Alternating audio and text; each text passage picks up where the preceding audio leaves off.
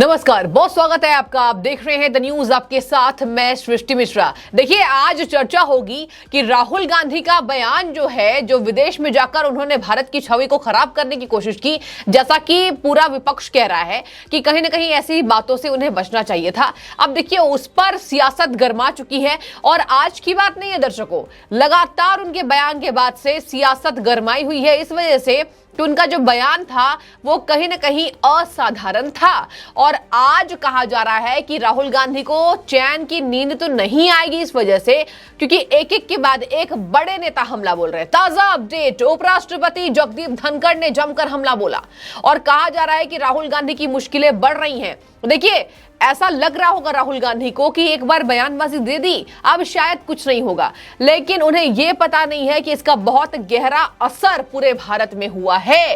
भारत कहीं ना कहीं प्रगति की ओर आगे बढ़ रहा देश है और ये जग जाहिर हो चुका है।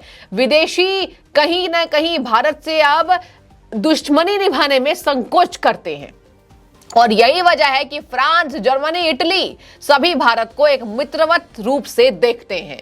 पाकिस्तान की हालत जो है, पाकिस्तान भी कहीं ना कहीं भारत से सहायता तो नहीं मांग सकता, मुंह कैसे खोले। भारत के साथ इतनी दुश्मनी पाकिस्तान ने पहले से की है और अभी भी उसकी नापाक हरकतें सामने आती है। लेकिन देखिए, विदेशी ताकतों को धूमिल करने के लिए, धूल चटाने के लिए भारत ने अपने आप को प्रूफ करके दिखाया है। प्रधानमंत्री नरेंद्र मोदी 2014 आने के बाद से करिश्मा बिखेर रहे हैं। ये बात जग जाहिर हो चुका है। ये हम नहीं कह रहे हैं, ये लगातार अखबार की सुर्खियां कहती हैं। और जब हम कहीं ना कहीं जनता से बातचीत करने जाते हैं तो जनता बोलती है कि सबसे बड़ी बात जो हुई है, देखिए इकोनॉमी की बात करें तो वो धीरे धीरे होती है, बढ़ती है इकोनॉमी, लेकिन अगर सबसे ज्यादा जो बात करें वो होता है कि भारत की जो तस्वीर है विदेशों में कैसी है, बहुत बेहतरीन हो चुकी है। इज्जत की नजर से भारत को देखा जाता है। अब जगदीप धनखड़ ने राहुल गांधी पर जमकर हमला बोला है। कह रहे हैं कि विदेशी ताकतों में जाकर अपने देश की छवि खराब करने के लिए राहुल गांधी ने जो किया है उससे मुझे दुख होता है। बहुत बड़ा गहरा असर ये, और देखिए बहुत बड़ा प्रहार बोला जा रहा है, दुख होता है। जगदीप धनखड़ ने कहीं ना कहीं, आपको बता दें, प्रसिद्ध समाज सुधारक दयानंद सरस्वती के 200वीं जयंती के मौके पर एक कार्यक्रम को वो संबोधित कर रहे थे और इसी बीच उन्होंने राहुल गांधी पर जमकर हमला बोला। आपको बता दें दर्शकों कि 200वीं जयंती पर उनके सम्मान में डाक टिकट उन्होंने पहले जारी किया, जिसके बाद वो जनसभा को संबोधित कर रहे थे। उन्होंने कहा कि विदेशी संस्थानों में भारत के विकास को रोकने का प्रयास करते हैं। आजादी के विचार स्वामी दयानंद सरस्वती का याद होना चाहिए। उन्होंने किस तरीके से विदेशी शासनों के प्रतिरोध किया था, विरोध किया था।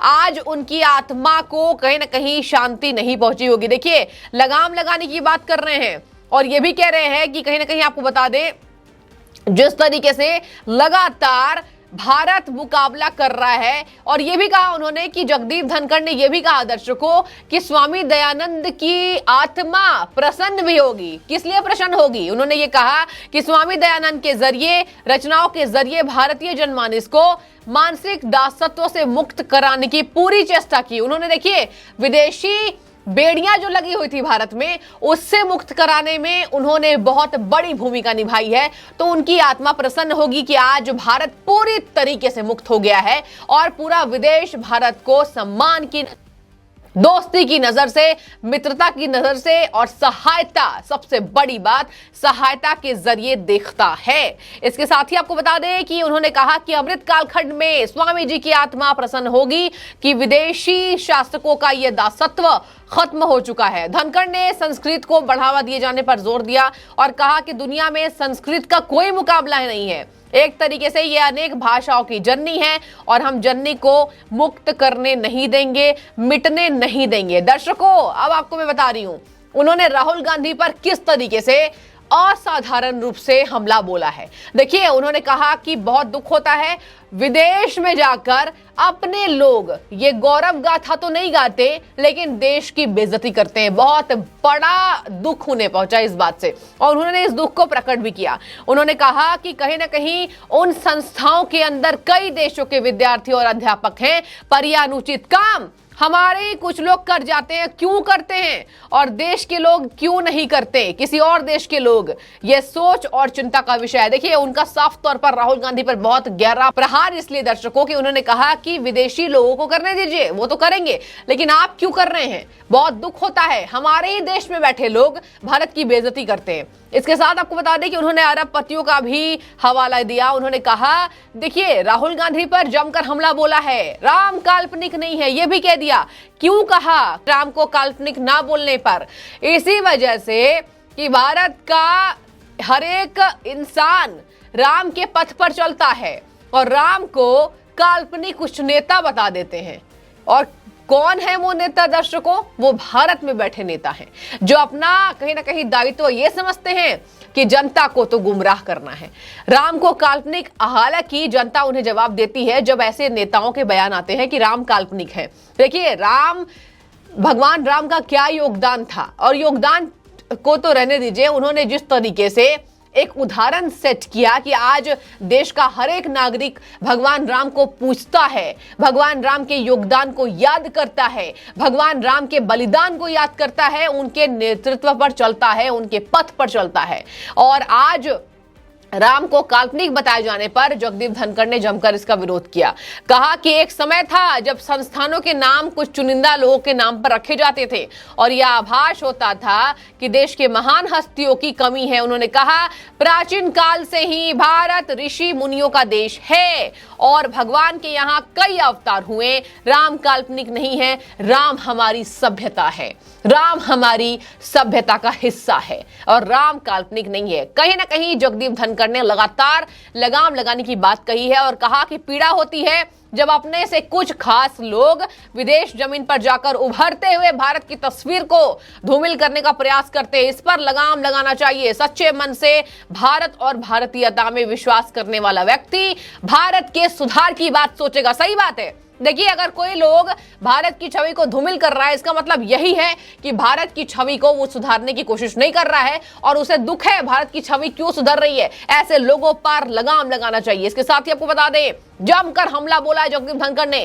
कहा जा रहा है कि एक बयान दे दिया, लेकिन राहुल गांधी फंसते हुए लगातार नजर आ रहे हैं। इसका बहुत गहरा असर हुआ है। एक विष जब निकलता है तो वो बहुत देर तक फैलता है और वो धीरे धीरे करके एक शरीर को तक नष्ट कर देता है। यहां पर एक राहुल गांधी के मुंह से जो शब्द निकले हैं वो कहीं ना कहीं, आज बता दें दर्शकों, भारत की जनता उसे जहर के समान समझ रही है। उन्होंने कहा, हो सकता है देश में कमियां हो, उन कमियों को दूर करने की सोचेगा कोई व्यक्ति, विदेश जाकर देश की कमियों को नहीं गिनाएगा। जो राहुल गांधी ने किया है, विदेशों में जाकर संस्थाओं के ऊपर घोर टिप्पणी करना हर मापदंड पर अमर्यादित है, अमर्यादित बता दिया। लगातार जगदीप धनखड़ ने राहुल गांधी पर अपना निशाना साधा और कहा कि दयानंद सरस्वती को याद करना चाहिए। उन्होंने किस तरीके से विदेशी बेड़ियों का विरोध किया था और अपने आत्मकथा में, अपने पुस्तक में उन्होंने लिखा कि भारत में किस तरीके से किस पीड़ा को सहन किया गया और किस तरीके से विदेशी बेड़ियों को हटाकर एक प्रसिद्ध वो समाज सुधारक बने। और कहा जा रहा है कि उनके सम्मान में ही आज हमें ये करना चाहिए कि भारत आज मुक्त हो चुका है तो हम उसी पथ पर चले। अब देखिए, लगातार यहां पर राहुल गांधी पर एक के बाद एक निशाना साधा जा रहा है और जहां तक कहा जा रहा है कि एक बयान का बहुत गहरा असर हो चुका है, उससे राहुल गांधी अपनी छवि को किस तरीके से सुधारेंगे ये देखने वाली बात होगी। फिलहाल आपको बता दें, जगदीप धनखड़ ने जमकर हमला बोला। कहा जा रहा है कि राहुल गांधी की मुश्किलें आने वाले समय में और बढ़ सकती हैं, क्योंकि देखिए, इसके पहले भी नेताओं के बयान थे जो उन्होंने सावरकर मुद्दे को लेकर बोला, सावरकर मैं नहीं हूं, मैं माफी नहीं मांगूंगा। और आज विदेशी जमीन पर जाकर भारत की छवि खराब करने के लिए आज भारत की हर एक जनता राहुल गांधी को दोषी करार दे रही है। तो आपकी जो भी राय हो इस बाबत आप कमेंट में बताइए। आपका बहुत शुक्रिया।